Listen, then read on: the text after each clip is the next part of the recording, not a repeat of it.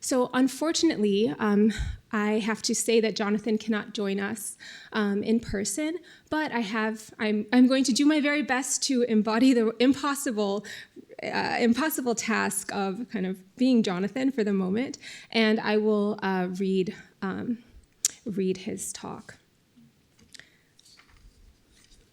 I do have I'm so sorry. Here, I misplaced my introduction of Jonathan, so I will do that right now.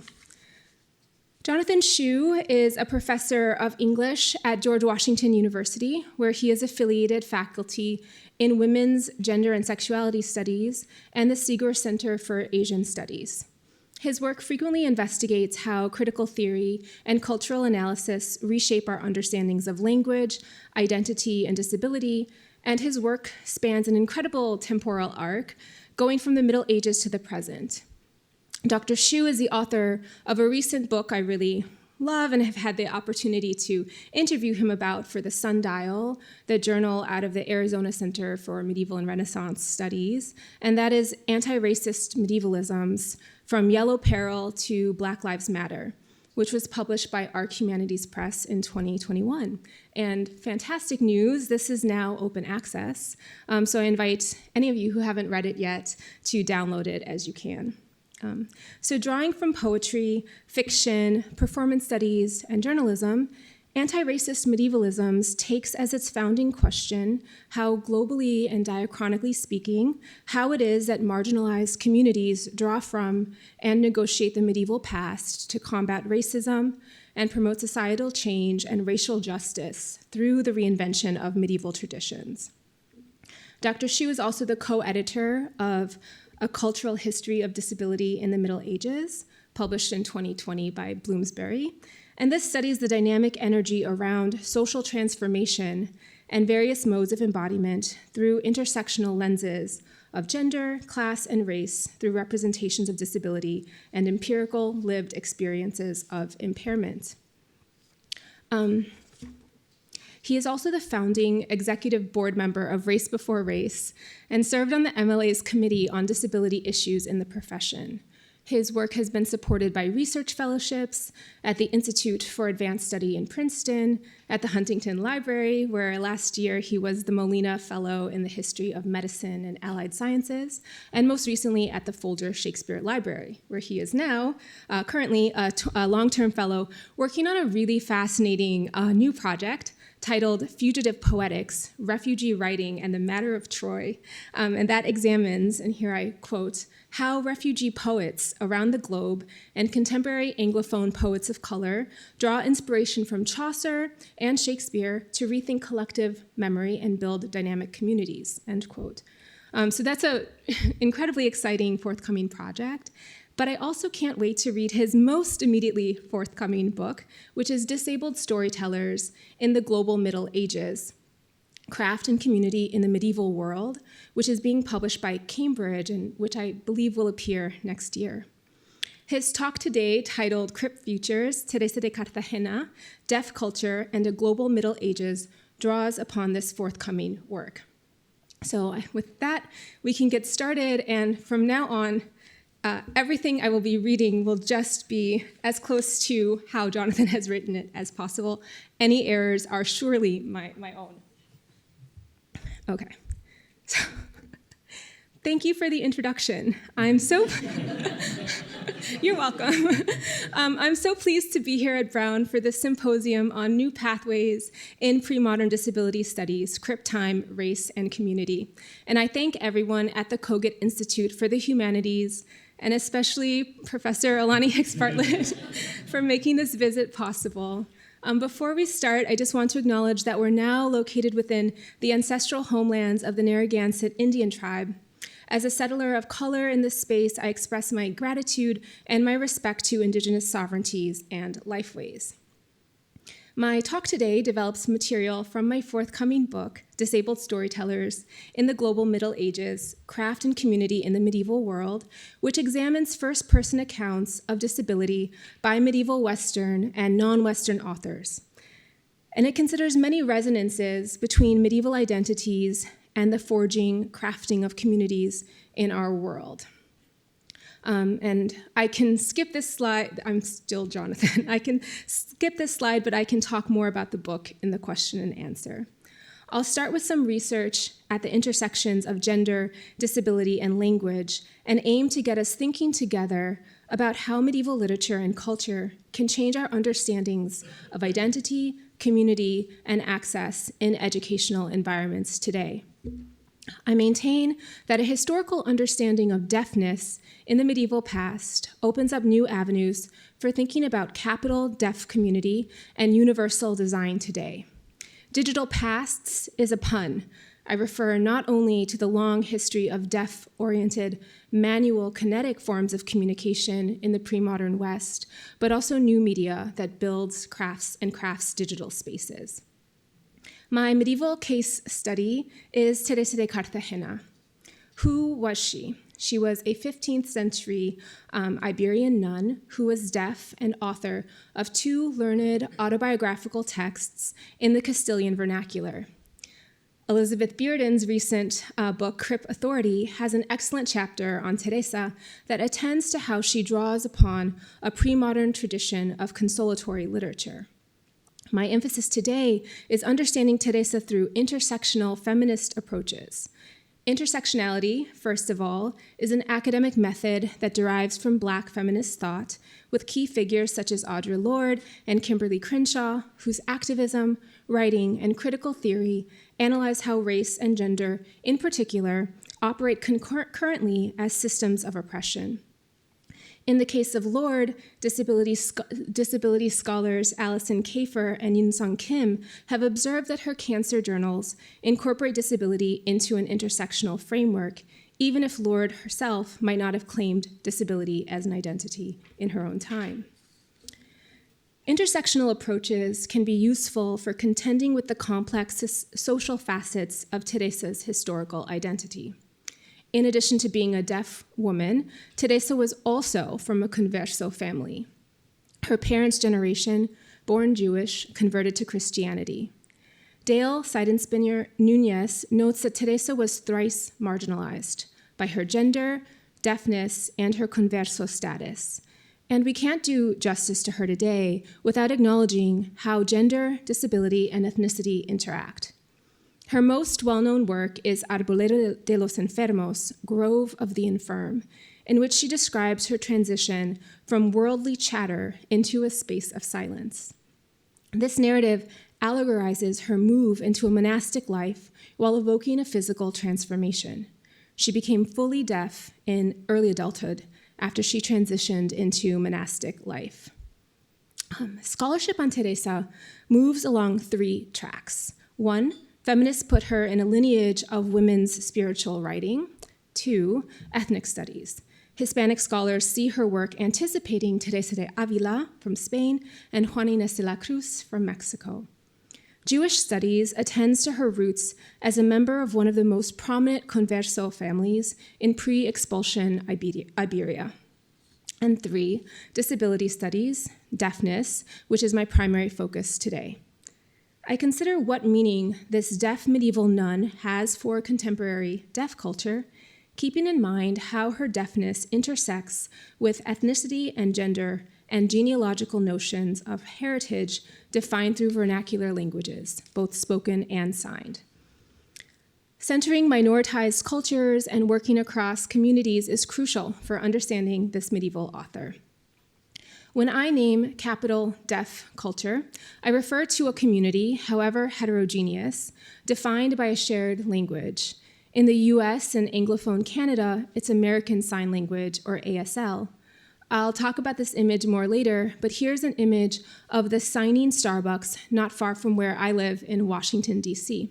That is one contemporary form of deaf space. Everyone in this location knows ASL, and it's venue-oriented toward both deaf and hearing patrons. In some of the earliest work on deaf studies, disability itself does not define deaf people, but rather their position as a linguistic minority within a surrounding hearing Anglophone English-speaking culture, as Carol Patton, Harlan Lane, and others establish. Cynthia Peters notes that deaf American literature is not solely or primarily written works in English, but also the ASL stories and ASL art that have been passed down through the years via vernacular stories and art forms. Sign languages thus have just as much a claim to vernacular artistic traditions as spoken written languages.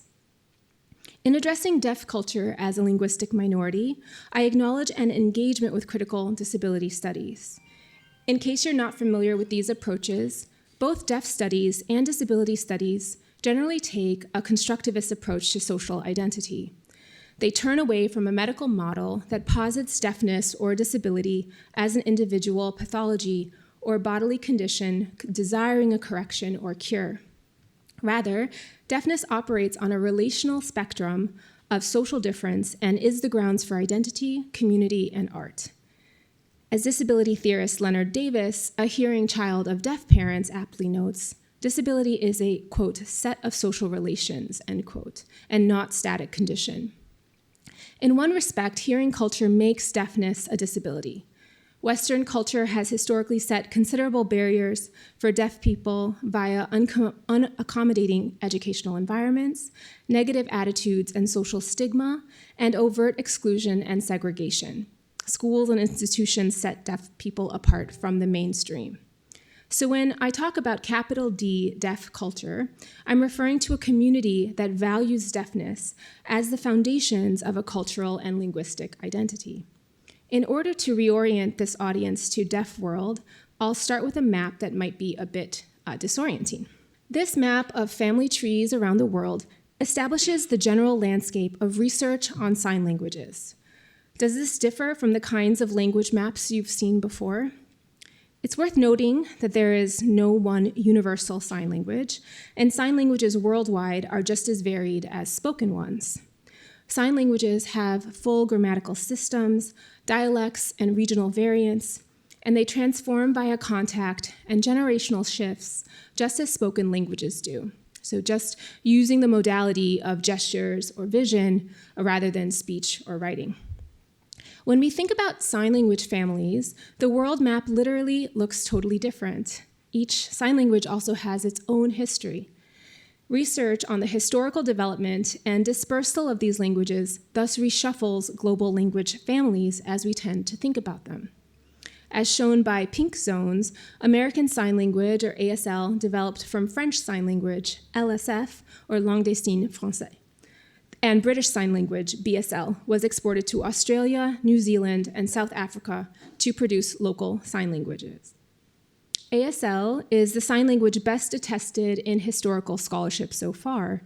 ASL drew much of its lexicon from LSF, brought to the US in 1817 by Thomas Hopkins, Gaudet, who learned it from Laurent Clerc. LSF, in turn, built on monastic practices that we can access through printed texts from early modern Iberia, illustrated guides to manual finger spelling and gestures, as well as medieval manuscripts listing gestures used by monastics. As Scott Bruce has noted, medieval monasteries respected silent lifeways, taking vows of silence, and out of concern for those literally unable to hear the word of God, monasteries became experimental labs for language learning. This post-medieval illustration depicts Pedro Ponce de Leon, Benedictine monk, and first major Western figure to teach deaf children to read. He enacted a physical transformation of architectural space to facilitate language learning. Quote, on doors, windows, and stairs, and arches and tables, and all things put their names in writing, so that deaf students may know their names and indicate them to them by signs, end quote. Instruction through alphabetic writing and manual signs was advanced by Juan Pablo Bonet, who illustrated a handbook or manual, pun intended, offered the first guide to fingerspelling. These letter shapes survive in present-day Spanish Sign Language, but if you know ASL, it's quite easy to recognize the forms. So we have A, B, C, D, H, I, and L. In addition to now being able to trace some of the roots of present-day ASL to medieval contexts, there is an important medievalist contribution to deaf studies. One founding figure of ASL and sign language studies as an academic field is a medievalist named William Stokoe.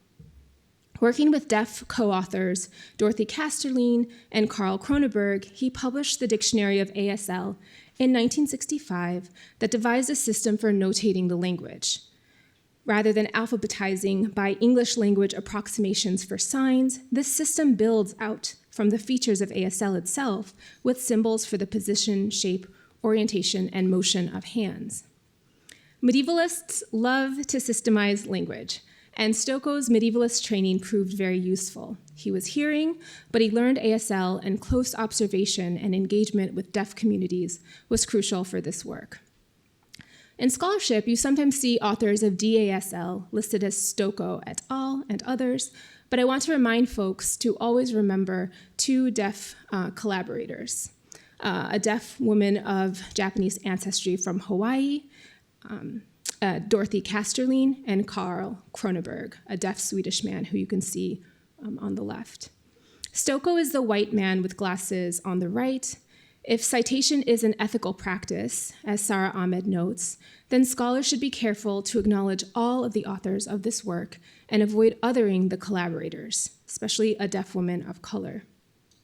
A testament to working across racial and regional communities, Kroneberg's Appendix D on dialects and variants to the DASL observed that ASL was not uniform, and his research became the basis for the now flourishing field of scholarship on Black ASL, a distinct form of ASL used by Black deaf communities. Hidden treasure of Black ASL is a collaborative work in this field by Black scholars Carolyn McCaskill, Seal Lewis, Robert Bailey, and Joseph Hill. On the right is an illustration from a Washington Post article demonstrating differences between mainstream ASL and Black ASL. There is an interesting asymmetry in how Black ASL is marked, with the unmarked form of ASL called mainstream, but not white. All of this shows that sign language research has always been collaborative and is robust today. How do we think about deafness, language, and minority communities in the medieval past? Can we talk about deaf identity before sign languages, before sign language deaf culture? What? Teresa de Cartagena's work can help us think through these questions. Teresa carefully considers social meanings of deafness in her time and place, addressing how institutions exclude her, and she also imagines new forms of community. Teresa initially describes deafness as an island of isolation. Hearing people can't communicate with her, so she draws apart. My longing is reconciled to my condition so that I no longer wish to hear, nor can people speak to me, nor do I want them to speak to me. What I find so interesting is Teresa's resistance to a speaking world. Even if she could speak, she chooses not to, and she turns a disadvantage into a gift. When I look at my suffering in worldly terms, it seems very painful and anguished. But when I turn my thought from these concerns, drawing it unto my breast, I see the solitude that my suffering imposes, separating me from worldly transactions. I call it a kind of solitude, a blessed solitude, a solitude that removes me from things harmful and dangerous to my body and soul. Recursive clauses suggest meditation over time. Casting memory in visual terms as looking back, Teresa beholds her body as if from afar. When I look, I see. Cuando miro, veo. Drawing her thought back toward her breast, she renders mental processes as embodied actions and crafts a new gestural vocabulary. Monastic life gives depth to Teresa's gestural rhetoric. Cistercians spoke in limited circumstances, and here's a roughly contemporary illustration of nuns in the refectory observing silence and communicating through limited hand gestures. A careful regulation of thoughts and actions, body and mind, in Teresa's work attests to a monastic culture that cultivated silence as a spiritual benefit. In positing deafness as a gift, Teresa anticipates a modern paradigm of deaf gain. Rather than framing deafness as hearing loss, this evidence-based theory of Hans Dirksen Baumann and Joseph Murray presents deafness as a benefit. Deafgain posits that sign languages are not only as grammatically complex as spoken languages, but in their features as signed languages, they offer distinct affordances of mental and social awareness, artistic, spatial, and kinetic, as well as new structures of cultural belonging. In this context of deafgain, Teresa not only reclaims deafness as a gift, but also creates a literary grammar of embodied gesture. In this sense, she transforms deafness into a rich resource for written expression. The most striking shift in Teresa's embodied rhetoric occurs at the onset of her deafness. She relates this moment not as bodily injury or pain, but a communicative gesture. God makes a sign, a hand signal, to command her silence. She discerns divine will and obeys. And thus, I was enmeshed in the confusion of worldly chatter, with my understanding disordered and bound up in worldly cares. Merciful God knew how important it was to my health to have the chatter cease, so that I would better understand what was necessary for my salvation, and signaled me with his hand to be quiet. He added a second sign with his finger to his lips, clearly indicating that it was his will that I be completely silent. This moment is pivotal in many respects. It marks Teresa's transition between worlds, from worldly chatter of the hearing into a world of silence. Inverting perceived notions of deafness, she presents her hearing life as, quote, disordered and bound up, end quote, with worries, revuelto y atado, while her silent life brings comfort. Most importantly, Teresa narrates her transition into silence as an act of will, granting herself agency over her changing body. Teresa's rhetoric presents deafness not as a crisis, but a sensory transformation that affords new kinds of experiences. This divine gesture of hand and mouth invokes monastic practice. Cistercian communities developed basic signals for food or actions, pray or read. But since this code was meant to restrict communication, it did not develop full grammar. Teresa's hand-to-mouth gesture is consistent with gestures for silence in monastic sign lexicons. One 15th century vernacular record records a similar gesture for silence. For silence, close the mouth and place the second finger of the right hand, i.e. index finger, over the lips. Teresa's gesture assumes new meaning in literary form. Linking hand, mouth, and visual understanding, Teresa repurposes a medieval gestural system specifically intended to disable. There are limits in pushing past and present comparisons too far. Sign languages today use grammatical systems as diverse as spoken languages, but medieval monastic sign systems constrained expression. Early modern archives codify gestures more systematically, but these two are still bound by oralist paradigms. If they are about deaf education, it's about teaching deaf people to speak, not teaching hearing people to sign, nor adapt to non-speaking modes of communication. I'm interested in Teresa as one historical deaf person who repurposes a limited set of hand signs. Her scene of visual listening hacks a narrow set of norms expressly designed to disable.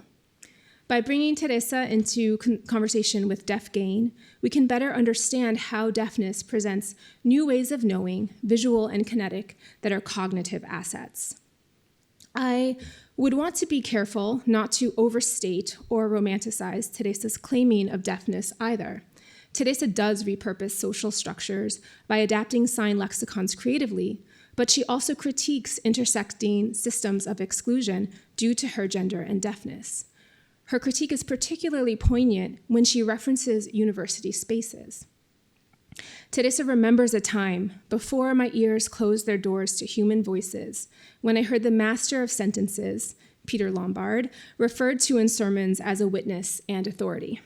Her allusion to hearing a learned sermon in Paris and Salamanca, both university centers, tantalizingly suggests she had some access to university-style education during her life. although after she became deaf, such learning was no longer accessible through speech. Teresa notes her own ears were closed to the world, signaling her structural exclusion from formal education due to her deafness and gender. The space of a university is doubly inaccessible. Nonetheless, Teresa finds power in deafness, and she exposes material structures that sustain unequal access. Through Teresa, we can discern how deaf modes of social belonging were expressed before deaf culture. In ASL, deaf is a compound sign with the index finger pointing to ear and mouth. Older, obsolete sign for deaf instead compounds the signs for ear and closed. The antiquated ear and closed gesture shares a historical affinity with the sign for deafness in modern-day French Sign Language, FSL. While the shut ears motif could suggest a closing off from the world, a deaf perspective could frame the gesture as social resistance, an assertion of cultural difference. Teresa notes her own ears were closed to the world, signaling her structural exclusion from formal education due to her deafness and gender. The closed ear motif evokes ancient understandings of deafness as closure, and so much of the text is about enclosed spaces. So this etymological dictionary of LSF attests to the ear and mouth sign for deaf used as early as 1850. University spaces are doubly inaccessible to Teresa, but her strategic closure of ears and willful silence become her modes of resistance. As we historicize and theorize deaf minority experience in the past, I want to make a call for collaboration across disciplines and communities. Deaf studies, medieval studies, and early modern studies should join hands, from scholarship on monastic sign lexicons and cultural practices, deaf studies and deaf education, and premodern performance studies, ASL Shakespeare as well. So how does contemporary deaf culture find new meaning in Teresa? Brenda Jo Brueggemann, deaf feminist scholar who works in disability studies, reads Teresa as a precursor to deaf French author Emmanuelle Laborie. Brueggemann's analysis of medieval women authors enters Teresa into a sisterhood of women writers. Teresa used her deafness to cloak her gender, to call attention to her disability in order to authorize herself through and with her deafness.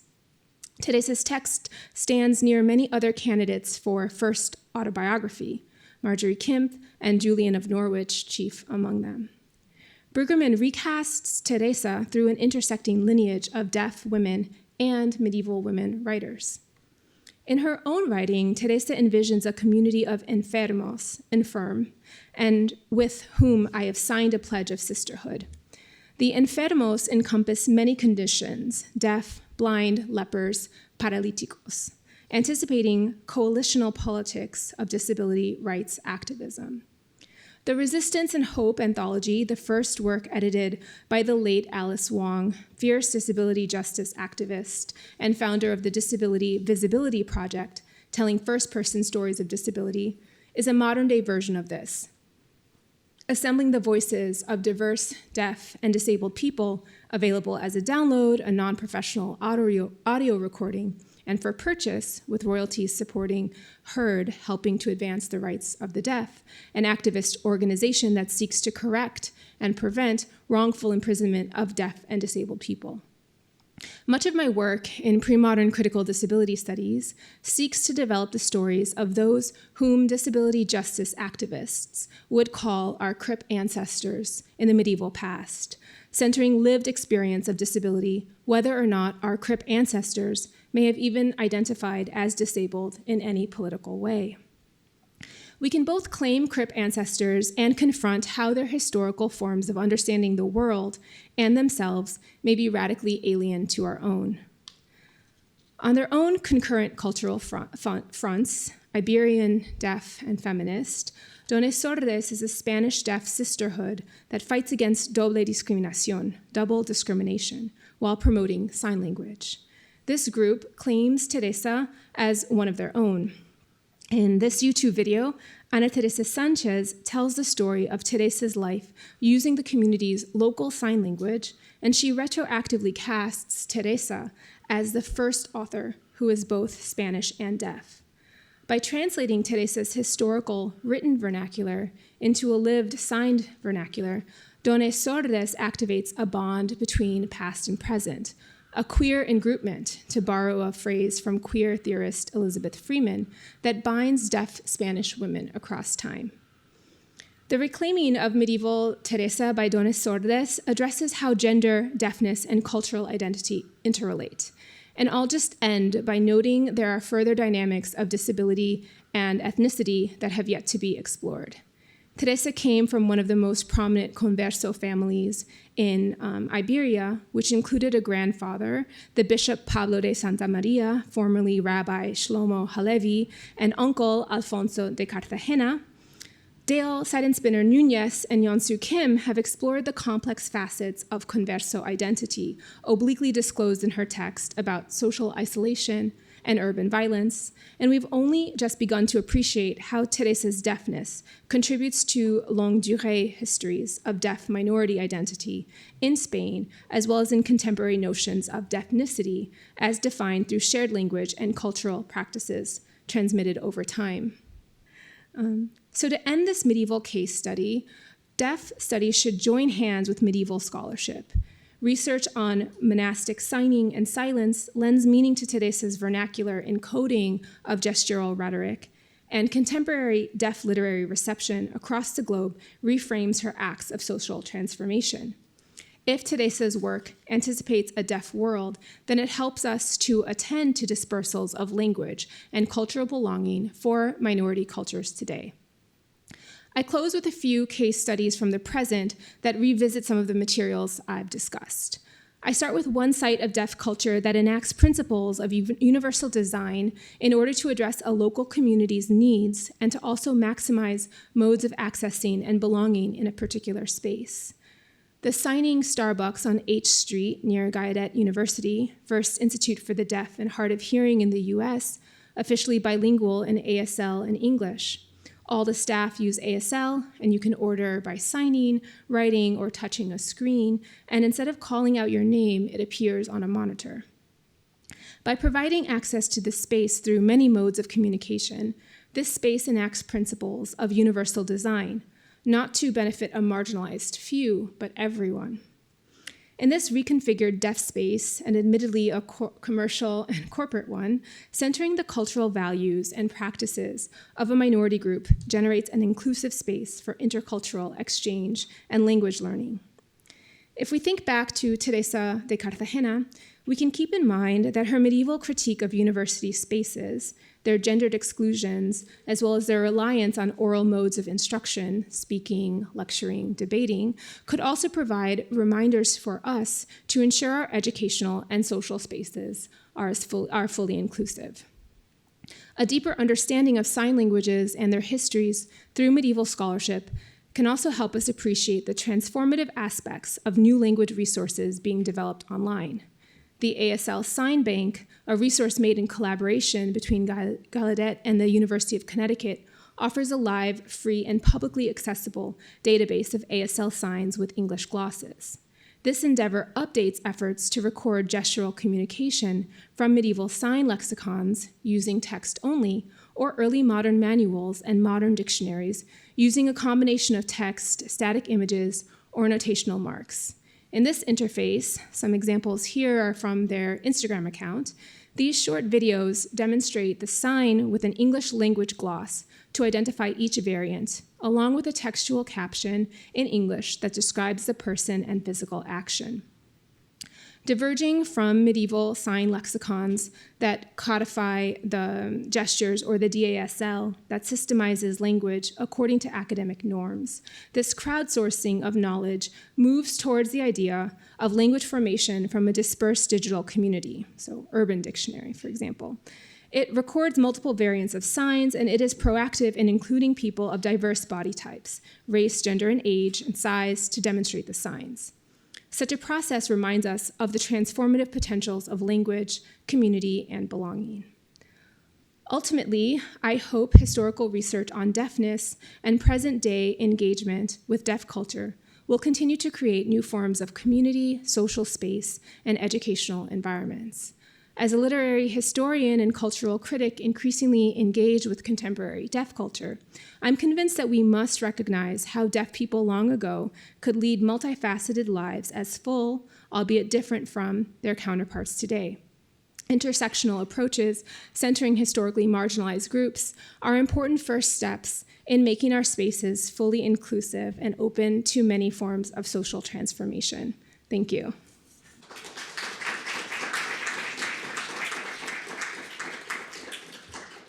And Jonathan generously is going to join us briefly, I believe, from Zoom if the connections are working. So if you have questions and answers, or questions, please ask them.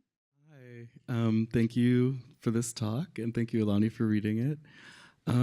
I guess I just have a maybe just factual question. I have not read the accounts, the Teresa's, de Cartagena's work, but I'm curious if she ever describes or discusses interactions with other deaf people in the work, and if so, how that might, what she says about that, and I think that might help think about, some of the moves about community and collaboration and kind of sociality that you're making later in the paper, to sort of think about how those ideas might have been formulated in her context, because the excerpts that you shared are really kind of quite individualizing, and it's about her own kind of spiritual experience, and I guess I'm just curious if there's a gesture toward a deaf relationality, I guess, in the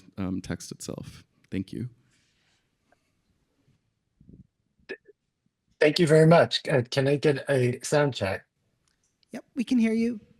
Oh, yes. Thank you very much. And thank you.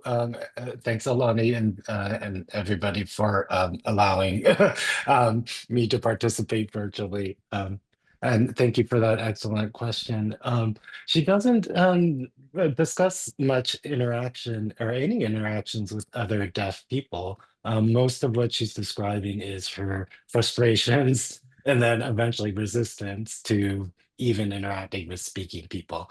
But what she does describe quite a bit is relationships across disabilities. So she does imagine ways of thinking about blind modes of navigating the world as a way of allegorizing her own experience. So she will think about her own experience as a deaf woman through other kinds of disability representation, such as say a deaf, such as say a blind man, or somebody who is paralyzed, or somebody who is diseased and excluded from a particular environment. Much of what she does as a monastic is solitary. So in her, I would say the emphasis in her particular text is on an imagined community, whether it's across space or across time. There are other authors within the book, such as Marjorie Kemp and Julian of Norwich, as mentioned in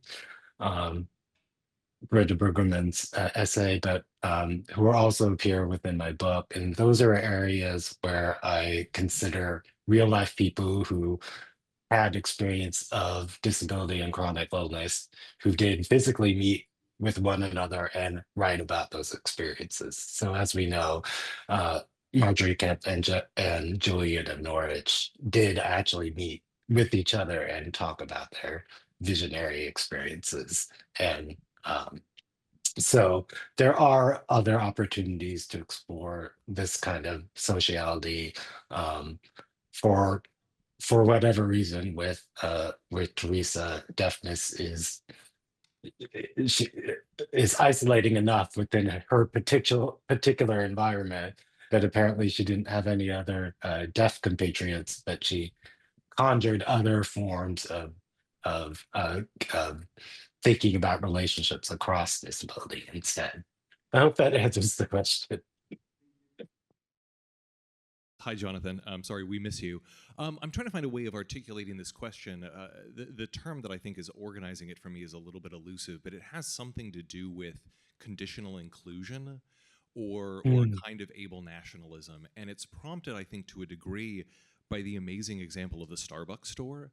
I'm thinking about the fact that Starbucks, many individual Starbuckses are on strike at the moment because Yes. Starbucks as a corporation is failing to bargain in good faith. And so I'm thinking about how, as wonderful as this is, the creation of a kind of store like the one you're describing can be a form of almost corporate able nationalism, or a kind of access washing where the corporation is demonstrating its bona fides through the store while denying them on other levels. And so I'm just trying to think across that issue back in time to Teresa, and Yes. wondering about where you might go with that. You alluded to, on the one hand, her status as a converso. I'm also thinking about Brueggemann talking about disability as a thing that authorizes her and works around her gender. So you seem kind of all over the place, but I'd be eager to hear your thoughts on this. Thank you so much for that question. I will just go back to that key phrase of conditional inclusion. So I think Teresa's definitely aware that she only has, she's only managed to kind of resourcefully improvise a way of becoming a writer, as a woman writer and as a woman of conversal background, in an environment that would be hostile to all of it. Right. And she's managed to work the system, this monastic environment and her support system to enable it to work. I would say I tend to put more emphasis not on the system, but on the hacking of it, the resistance to it. So, and again, Elizabeth Bearden, who has a great book on Crip authority, does speak a little bit more to this as well, that her family members were writers as well. They knew how to navigate the world as Judeo-conversive people and as writers. They probably gave her the resources and tips in informal ways to create her own strategies as a writer. So I think there's a lot that kind of escapes the written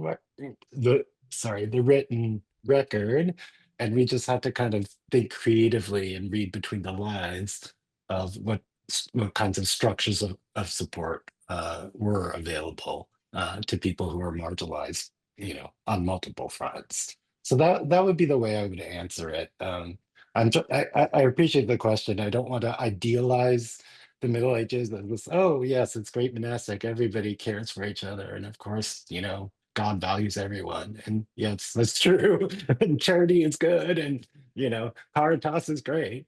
But of course, the real world, does have inequity. So I guess I would still say, yeah, my emphasis is on kind of those forms of resourcefulness that go against, how to work against and with and against the structures that are available. Thank you so much for that excellent question.